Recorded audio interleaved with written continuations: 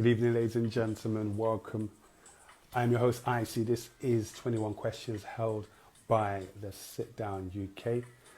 And this is our weekly, what can we call it? Our weekly Instagram installment, where we unpack the stories of amazing people, inspiring people, and we give you the chance to ask your questions as well. So welcome. All right, let me get this up there. Okay. We got Suli in the building. Got Suki. Love it. Let's see if I can read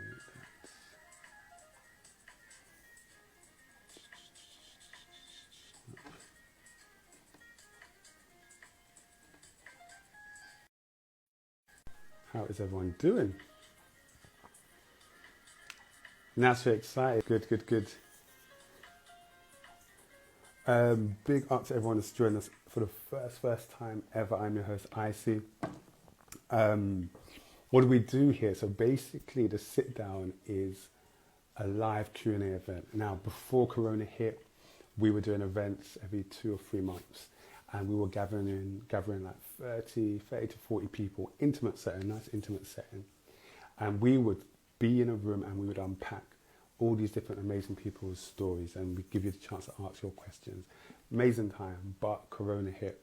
And so what we've done is we've adapted and we've come online. And so we're here on Instagram, but we are also here on Clubhouse. I'll talk about that in a second.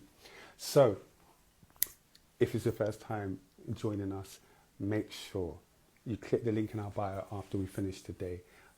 And you can check out our YouTube and find all the episodes there. Or if you like to stay native, jump onto our IGTV channel, and we've got all the episodes. We've got about 46 episodes that you can indulge in, that you can gain wisdom and gems from. Big up to anybody that was there for last week. We had it with Tom Mucci, the writer, the actor, the rapper. If you want to go and check that out, make sure you do. Big up to everybody that is here and was here on Monday when we were in Clubhouse and we did the Gets Appreciation Room. If that's you, can I get a holler? Welcome for coming over. Welcome to 21 Questions. This is a weekly Insta Live platform that we do. But if you are on Clubhouse and you're not a part of our club, jump over, okay? Click the link in my bio afterwards and you can find us at the Sit Down UK, okay? Bonjour. All right. 21 Questions with Suli Breaks. I wrote Suki in the title. Typo. But we're going to jump over to him right now and see how he's doing. I'm coming over to you, Suli. Who else we got in the building? Big up Daniel. It's good to see you, man. Still Shady, big up for the nomination. How you doing, sir? I'm blessed, my bro. How you living? Yeah, I'm good. You got that nice book background. Yeah. You know, had to make it look a bit official. You know, have the setup on deck to make things a bit official. And we got that big radio mic. Yeah. This has held me down. You know, this mic has held me down for years, bro. Honestly, this mic changed my life, bro. Like, love it. When it's all said and done, I'll probably frame it somewhere, bro. Come on. Really. Was that for the YouTube videos and everything? Yeah, for everything, man. It's this mic, the same one. Legendary. Yeah, man. Well, thank you for joining us today, man. It's a blessing to have you. 21 questions. You got 21 questions and more, but you got one pass card. One pass card and one pass card only. So so if a question that you hear and you don't want to answer, draw for your pass card. All right, cool. We can manage that. I see you shuffling. Are you ready? I don't know what kind of questions you're gonna ask me, bro. That's the only thing.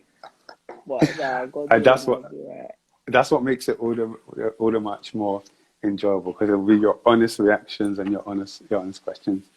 Big up to everyone that's joining us right about now. This is 21 Questions with Suli Breaks, and we're going to just unpack his amazing story. If you were in an elevator and you were doing a pitch, give us a brief elevator pitch of who you are. My name's Suli Breaks, and I'm a writer and poet, and I just try to interpret the world through creativity, In tandem with that, I'm very much into the entrepreneurship element of creatives and how people can monetize their creativity. And I'm an advocate and an ambassador for that. But yeah. Nice, nice. Well, we're going to kick it off with a very quick fire round. These are questions that are going to come at you fast, or if there's answer them as they come to you. Don't think about them too much. But this is just a warm-up. It's a warm-up session for you. So the first question is, what is the biggest misconception about Suli Breaks? The biggest misconception about you? That he's always like got his head in like a very productive, like intelligent book, learning about the world. And that's not true. Now, if you can see from my collection, I've got everything from like comic books to like love stories to like fantasy fiction. Like, yeah, when I read very much for like recreational purposes. Nice. Love it. Okay. What was your rap name coming up? And I need you to bust a lyric. Oh, name Suli Breezy. Bangs on your CD. Holler at your chick when she sees me. That's a bit immature, but that was old school Suli Breaks. I remember that. What year was that? Oh, that was 2000 grime years. 2006, 2004. Yeah, about 2006, 2007, something like that, man. Do you have anything out there? From them times? Yeah. Nah, man. Technology. Maybe if I hollered at someone from like many years ago and was like, "Do you still have like your old hard drive?" Yeah. But nah, nothing out there. No, nothing. That was his bedroom aspirations. Love it. What's the best piece of spoken word you've done that you've never released? That's a tough one. That's all I've got too many, man. I've got too many. Yeah. I have a piece called "Love Letter to an Angel." Ooh. But I've written a piece part 2 to that. So the one I have out is called Love Letter to an Angel, but then I once recorded part 2 to it. Mm-hmm. And that we never actually dropped that.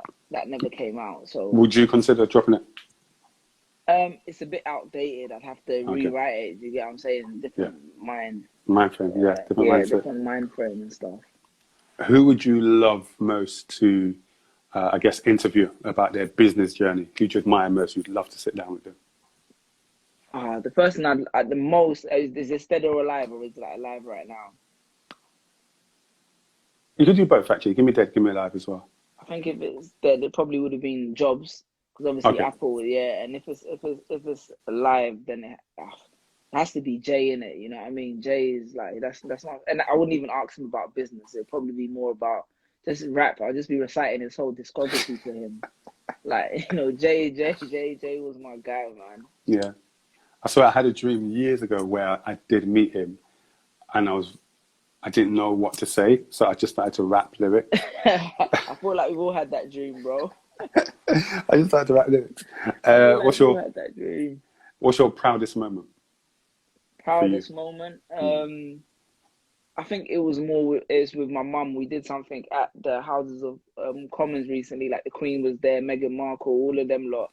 And I think, like, not necessarily for me, but for my mum, it was such I mean, she came to this country like as an immigrant, you get what I'm saying? So, but to her, it was a big deal to her, you know what I mean? I remember speaking to someone actually, and he was talking about the same thing that he experienced with his own mum. And yeah, I think it's when it's something that touches people outside of yourself, that's when it really, really means something, you know? Yeah, love. Who inspires you, therefore, the most? Who inspires me? I think right now, my family inspires me now, man. Like, you know, like my wife and my son, you know, I feel like external inspiration is good in one element, but in terms of like life that gets me day to day feel inspired, I think it's family that really inspires me. I've started to look at inspiration differently, man, especially in these periods that we're going through at the moment. Yeah, 100%. What's the most spontaneous thing you've ever done? Ever? Maybe I booked a flight to New York in like a week and was on the plane like the next week. It's just like, I need to get out of here. You know what I'm saying? So that was a bit of a mad one. Yeah, love it. 2 things on your bucket list. Bucket list. 2 things. Okay, so big one, O2 Arena. O2 Arena, you know what I'm saying? That's always been a goal of mine to gradually get to that level, you know. The O2 Arena, that's a bucket list. And what's the other one? So when me and my wife, we traveled around the world. We traveled around the world in 80 days. So we went to different cities around the world. That's part of a project I was doing, and I'd love to do that with my son. Oh, When he okay. gets older, I'd love to do that again. That's something that I'd really look forward to, like That's long nice. term, and maybe more the family. Like that would be a dope like thing to do. Wow. That is a goal right there. What do you love most about your wife?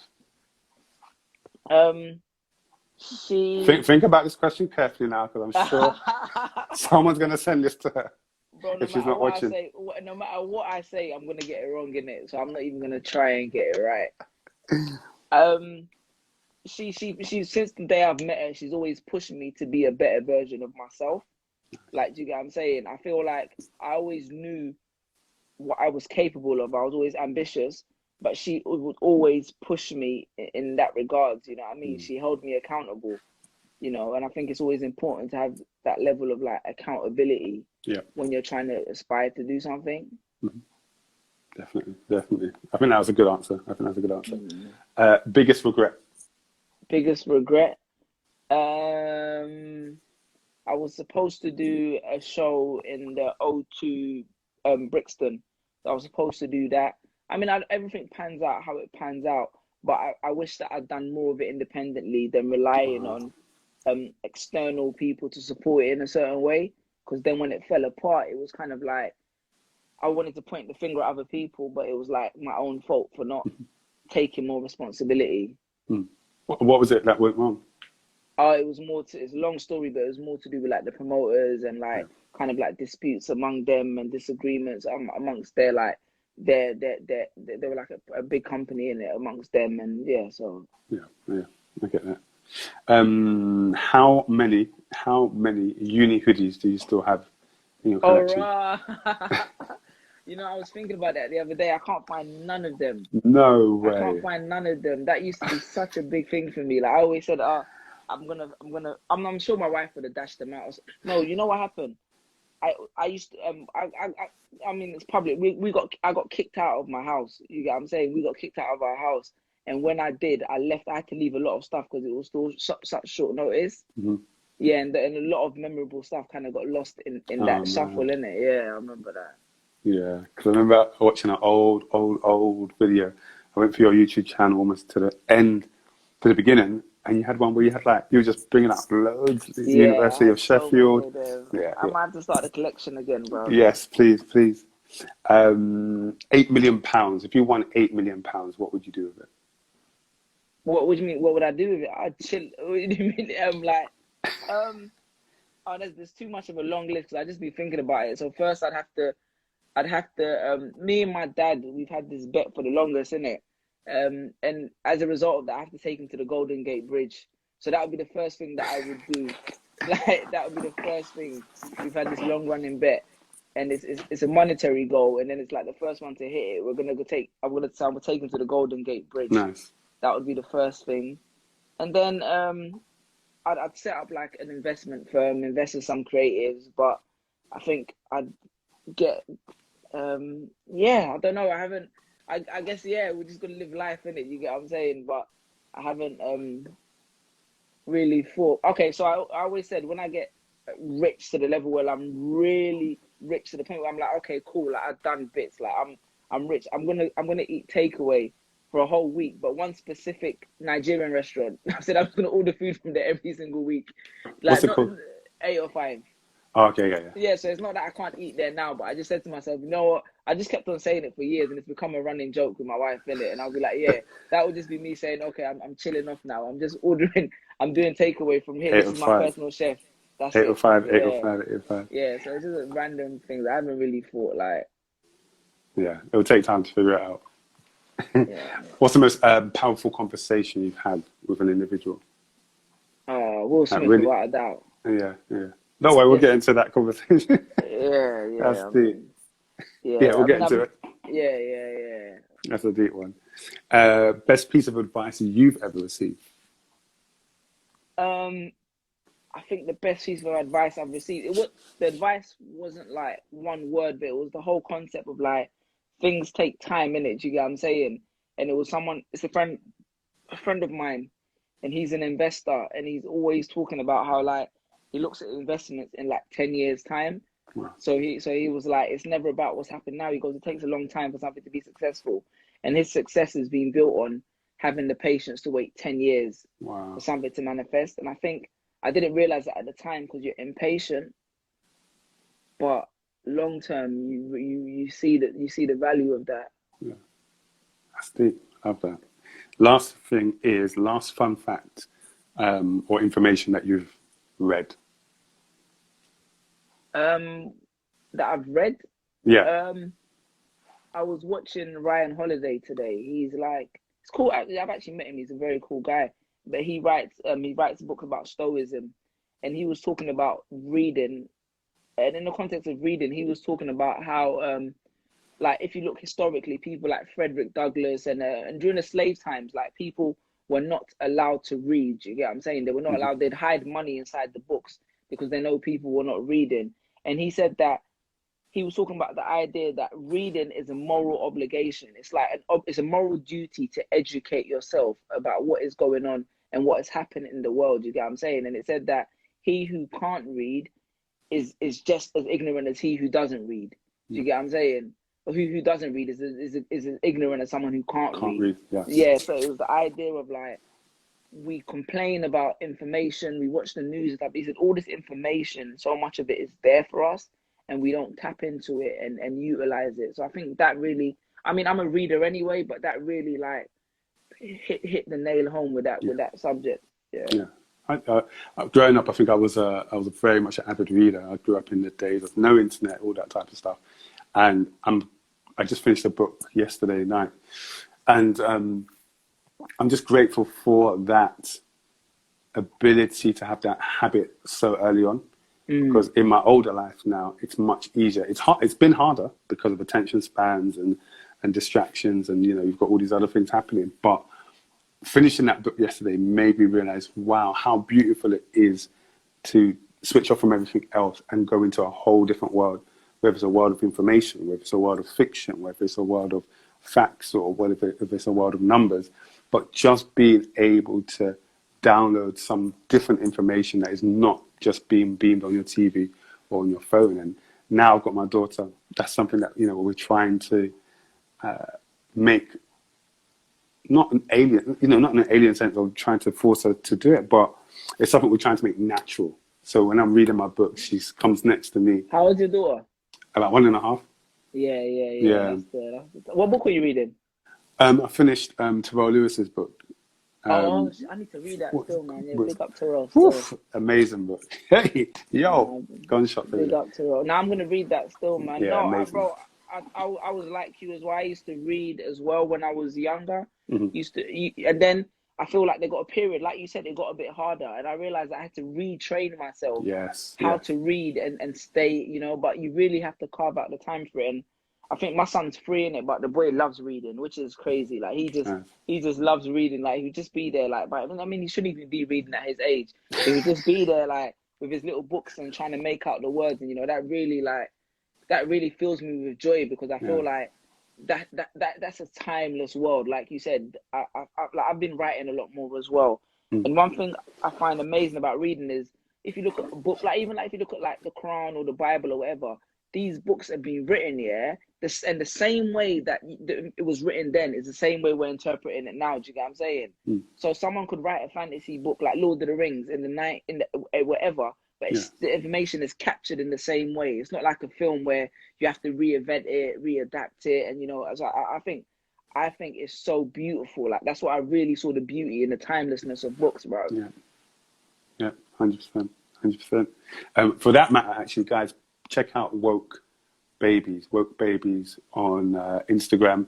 They are it's a children's book club, and you can sign up. I think it's about £20 a month, and they'll just send you you notify them what type of books you want, and they'll just send you them. Back in the days, we got one of them things as well. I didn't realize there was one specific. We got a more commercial one. I can't remember who it is, but it's very good. This one's for like black kids, so they got black characters in the books and everything. I'll check that out then, man, bro. Definitely. I'll write it here. Woke I'll definitely check that babies. out because we got one of them subscription things, and it's like it's just cool because like they go through the information so much Yeah. quickly and they rigorously. Like he's finished his book already, you know what I mean? So I'll big up to him. Well, nah. thank you for that. That was a quick, light round. Big up to everyone that's just joined us already in the middle of that. This is 21 questions with Suli Breaks. And we're going to delve a bit more into his story. Make sure if you didn't catch last week's episode, click the link in the bio, or our IGTV channel has 46 episodes where you can get all the information and all the interviews. So let's jump into it. As a child, for you, what were some of your happiest moments? Spending time with my father. I think like for me, my dad is just like the coolest person in the world, like till this day. But he's a storyteller, innit? So he always had a story for every situation. And the way he kind of preempts every story, he'll say like something will happen and it'll be like, oh, I remember when a friend of mine, and whenever he watches a friend of mine, you know he's about to tell a story in it.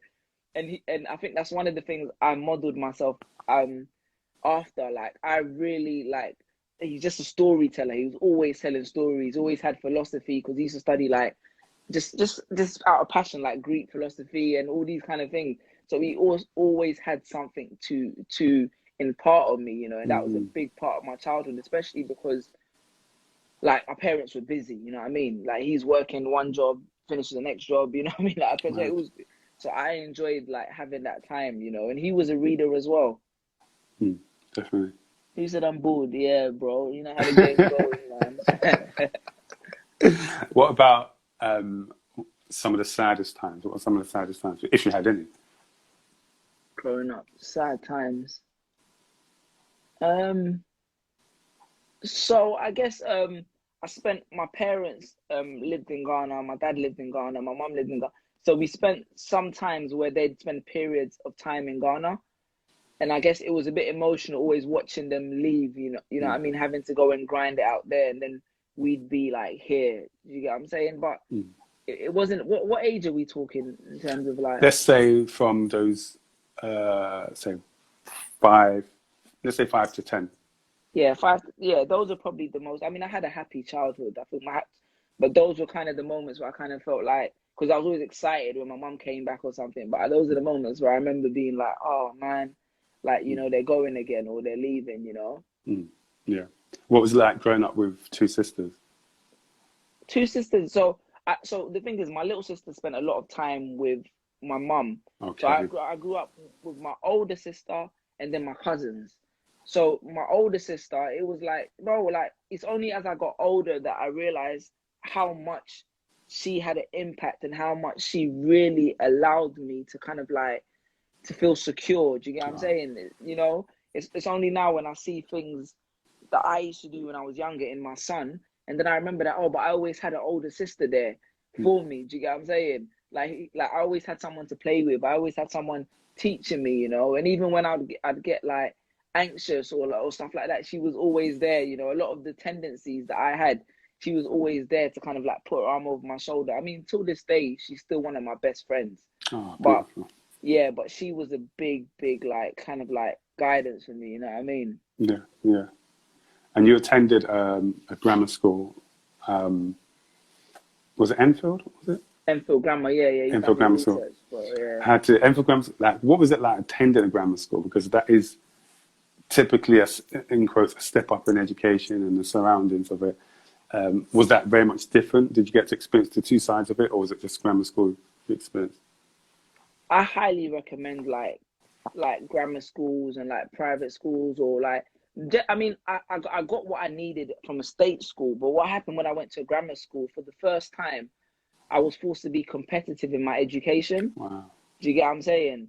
Like people really took pride in the fact that what's it called?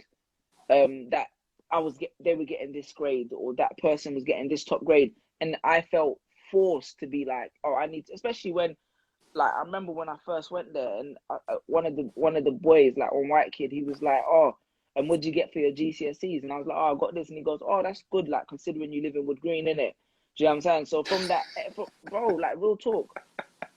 He said, "Like, you're quite smart considering, like you know," and that kind of lit a fire in me to be like, "Listen, like I don't want to come into this space where people feel like I can't match them intellectually, and it was all boys as well. So I feel like for the first time, it really made me competitive, competitive on a what's it called level, Yeah. on an academic level, and I think that was healthy. You know, that's something that I then carried on into my later years of education. But prior to that, it's always just been like, maybe primary school I was a bit competitive, but GCSEs and that, it was like kind of like, let's just do what we can to make mum happy, innit? You know, I love that, because I've worked as a teaching assistant in secondary school. I've worked as a teaching assistant in colleges, and I've observed that in state schools, that is not the competition. The competition isn't, oh my gosh, you got a what? Oh, right, I'm gonna go. That was far from it. It was more about your behavior, about the girls or the guys. And so I can imagine if that same template was taken and put into those state schools, what it would kind of encourage in someone, whereby the accolade or the prize was actually your academics, your academia, your intellect. What kind of, you know, what turnout would that bring? And was that encouraged mostly from the teachers, or did that come bottom up from the students? I think it was a bit of both, innit? Yeah. You know what I mean? I mean, one of our teachers actually left because he felt like the school wasn't strict enough. He was like, I think he was like, grammar schools have taken a step down. You know, academia was up here, but I felt like amongst the students, we was highly competitive. Like, we was very competitive. It was like people would come into the common room and be like, because I mean, everyone is there for a reason, innit? It was like and we was in sixth form. Like, you don't end up in a grammar school by default, innit? Do you get what I'm saying? It's not just like, okay, it's the closest school to my area. Everyone was kind of there for a reason. So we really prided ourselves in being like, okay, who's done this? How much, you know? So I think that was it, especially being in the sixth form as well. In terms of your being a parent now and in your own parenting, how much has your parents' upbringing of you influenced how you parent now, if any? I feel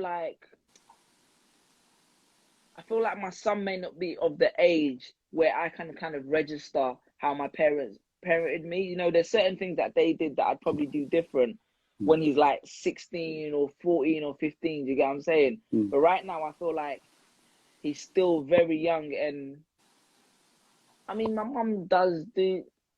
No. I feel like right now it's a very much standard template. You know, I think one of the things that maybe his grandmas do is they're a bit more like hypochondriacs. You know what I mean? Like, he's too cold. Has he got a hoodie on? Has he got a job? You know what I'm saying?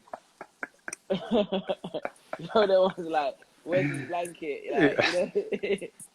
But I think maybe when he gets older, then maybe I'll see like where our parenting styles differ and where they're similar. Have you got anything in your mind that you're like, I'm not going to do that? Maybe down the line, I'm not going to do that. Yeah, I think when it comes, I think most African kids, or most like kids in diaspora, will have the same thing. But it's that idea of like, I'm not going to push him in a specific direction academically. I mean, I'm not going to devalue academics. I'm definitely going to say, but I'm going to push him in a direction that maximizes his potential, rather than like his social kind of standing, or like, these are the jobs that are going to be credible. So this is the industry you need to be in, because the world's changed too much and too fast for me to limit him in that capacity, you know? Because I mean, I studied law simply on the basis that like I was very academically inclined when it came to writing essays. I actually wanted to study English.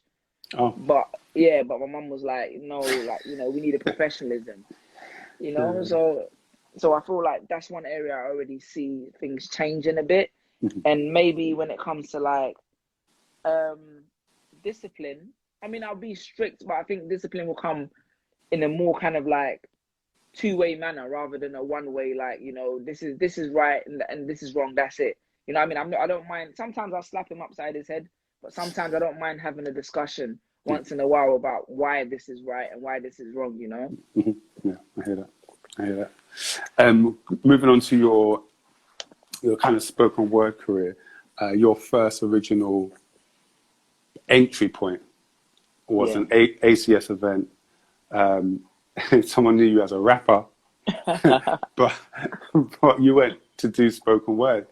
And for me, looking at that, for me, I saw it as a risk. I was like, you've never done spoken word before, but you said that you were going to go and do it at this event. And I was going to ask, like, what other risks have you taken in your career? You started off with a risk. What other risks have you taken in your spoken word career? I think I've always been a kind of like person who doesn't really I don't know, I'm just random in contexts like that. Do you get what I'm saying? I think that's what it is. I think the other risk I've taken in my career was leaving my job when my first video went viral. I mean, I got fired and I didn't have no form of income, and I was like, okay, I'm gonna take this viral success and this little bit of money I have and just see where I can run it with, you know what I mean? And the rest was history. You know what I mean? But that was a big risk for me at the time, because it was like, okay, like if the bills don't get paid or I don't get an opportunity, what's going to happen here? Yeah. Is there an element of you that along the line you were like, oh my gosh, I shouldn't have done this. I just stuck to a 9 to 5. My 40 hours in a week, that is more secure. Was there any times when you were like, I need to just go back? Bro, some days I feel like that now. Like, do you get what I'm saying? Oh, serious? Like, bro, the other day, like... But your silly breaks. Yeah, but bro, I was like, why am I stressing myself, bro? Why am I killing myself trying to change the world, yeah? When I could just go in, and I'm not trivializing it, do you get what I'm saying? Yeah. But sometimes, and especially with what I've been through, like, you carry the whole world on your back without realizing, do you understand what I'm saying? Like, everything runs through you. Like, everything that's going to happen manifests because you think of it up here, and then you push it through with all of this, and you put so much energy into stuff, and you're like, bro, sometimes it's like you're only human, innit? Do you get what I'm saying? So I called the man the other day. I said, bro, have you not seen my NI number? You know, I said, listen, yeah, I'm gonna find my NI number, find my CV. I feel like I've done enough, yeah. I can qualify for a role where I could just go in at 9 o'clock, 5 o'clock, check off, and come home, and you know what I mean? I think, but I think I think initially everything is really, I think every time you have to go to another level, you realize how much energy it takes out of you. And at that moment, you're kind of like, bro, you know it, innit? It's like there's always a stage where it feels like you're starting again. And no one else looks at it like that, but there's always a stage where you're like, okay, I've got this idea now, yeah? And because you know how much it takes to take an idea from inception all the way to fruition. Execution, yeah. Bro, you're looking at all the energy you have to put into that, and you're like, is this really worth it? You know what I'm saying? You know? But you know what happened? I know that feeling because of Clubhouse now. Yeah. I felt that the sit down is an audio, it's a conversational platform. So I thought that's okay. We need to be there, but in just like you said, in some capacity. But the energy that took, the energy that took to build up the event was a lot. To then do this is exactly. A lot. To then now go over there, and take it so there'll be like 4 minutes before I'm gonna start. I'll be like, what are we doing? Wow. Why would you do this? This is I'm tired. I just put my daughter to bed. I want to sleep now. I'm exhausted. And then, right, you got to switch. Bro, and people don't realize how much you have to, you have to put into yourself every time, you know what I mean? And obviously you do it and people are like, oh, it's effortless, it's great, but they don't see that. Like you said, you put your daughter to bed, bro. Like sometimes when you're putting the youth to sleep, you're falling asleep yourself. You're like, okay, I'm done for tonight. You know what I mean? And then you got, and you got to turn on. Then, you got, and I think sometimes, and I'm not saying that everyone who works a 9 to 5 doesn't experience this, because obviously my wife works for Apple and she works like extremely hard. Like she's probably still sending emails now, but sometimes it helps to know that if you call in sick, the whole company's not going to fall apart. You know what I'm saying? Like Apple was still going to sell iPhones. You know what I mean? And I think that's the pressure that sometimes we're like, raw. But you know, I feel like, yes, I feel like those are the moments where I really have to like pull myself out of, you know. Yeah. And I've kind of coined it, I call it the burden of ambition, because That's it. it's sometimes I wish there wasn't that burning thing to have that idea and execute it. Or there wasn't that feeling of, no, I've got to do everything I can in this world with my talents and my skills and everything. Maybe I'll be okay if I just had nothing and I just did go to work, and I actually was fine. But there is this burden of ambition that comes with everybody, that has that sense of purpose and wanting to achieve something, and you just can't switch it off. Even when you're tired and you're exhausted, when the time comes, when crunch time hits, you have to. You pull it out. It's in your spirit, like, do you get what I'm saying? Yeah, and I feel like you said, that is the burden that some of us have to carry, whereby you can't feel fulfilled unless you're pushing towards that. You know what I mean? Yeah, 100%. Love it.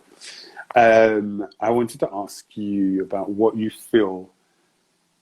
think connects people to your words? Because there's loads of spoken word artists out there. There's loads of people who are great orators. But why your videos have gone viral, and you've had so many opportunities from that, both here internationally. What do you think it is about your words and what you do? I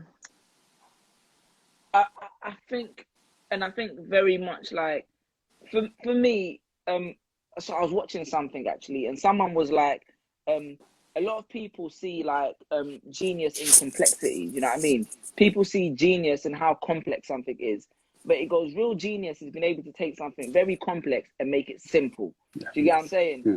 And I feel like one of the things I've always prided myself on is simplicity. I mean, I like being creative, but I like being simple in my creativity. I feel like very early days, like when I used to listen to like the rappers I used to listen to, for me, they was very simple in the way they communicated. You know what I mean? I mean, Jay-Z, he's very complex, but I felt like what he was trying to articulate was simple. Do you get what I'm saying? You get rappers that take you in all different directions, but it was like, here's my story and here it goes.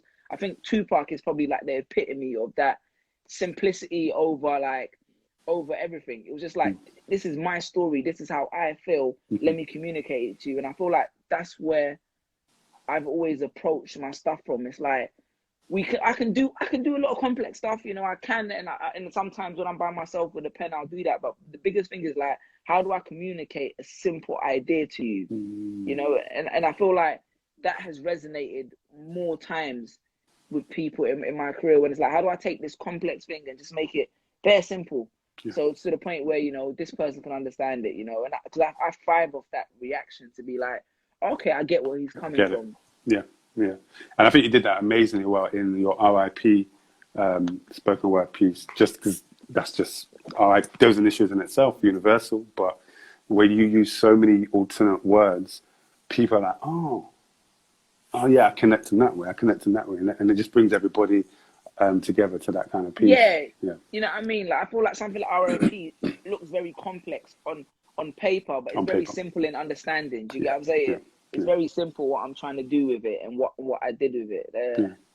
How much time do you put into delivery? Because it's amazing to have, you know, like you said, on paper. Kitty. Yeah, we got Kitty. Sorry, I'm just big like No, that's all right. It's amazing to have it on paper, but what about delivery? How much time do you put into that? Delivery is really important to me. So I don't really feel comfortable with a piece until I've like performed it at least like 15 or 20 times. Like, do you get what I'm saying? Because then it's like, I know how I want to say it. The first time you're just saying it, next time you're performing it, then you eventually get to a point where you're feeling it. Do you get what I'm saying? And I feel like that's when you've had it in your head for years, and you know you've got the chance to really understand it. I think once you can deliver it, and then you really kind of know, you really connect with the audience proper.